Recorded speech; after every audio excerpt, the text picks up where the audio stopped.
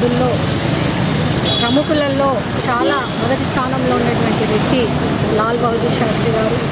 వారు 1904లో తను రామ్ దులారీ బాయి మరియు శారదా ప్రసాద్ పుణ్య దంపతులకు జన్మించడం జరిగింది.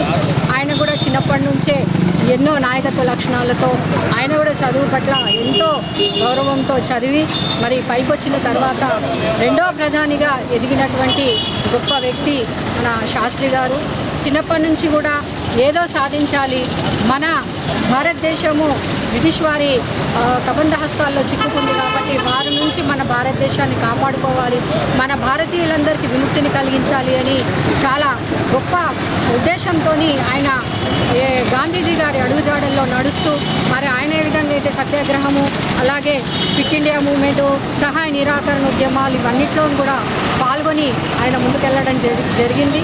అందులో కూడా భారతరత్నాన్ని సాధించుకున్న తర్వాత కూడా ఆయన ఉన్నటువంటి ఉద్దేశాలను పక్కన పెట్టకుండా చివరి వరకు కూడా తను పోరాటం చేస్తూ మన భారతదేశానికి స్వతంత్రం వచ్చే విధంగా ఆయన తీసుకున్నటువంటి నిర్ణయాలు చాలా గొప్పవి.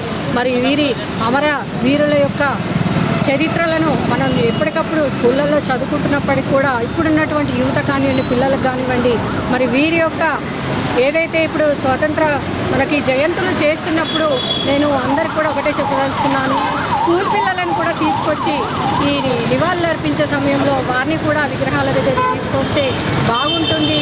ఈ విధంగా ముందు ముందు జరగాలని చెప్పేసి నేను కోరుకుంటూ ప్రజలందరూ కూడా ముఖ్యంగా యువత వారి ఆదర్శాల మీద నడవాలని చెప్పేసి కోరుకుంటున్నాను. జై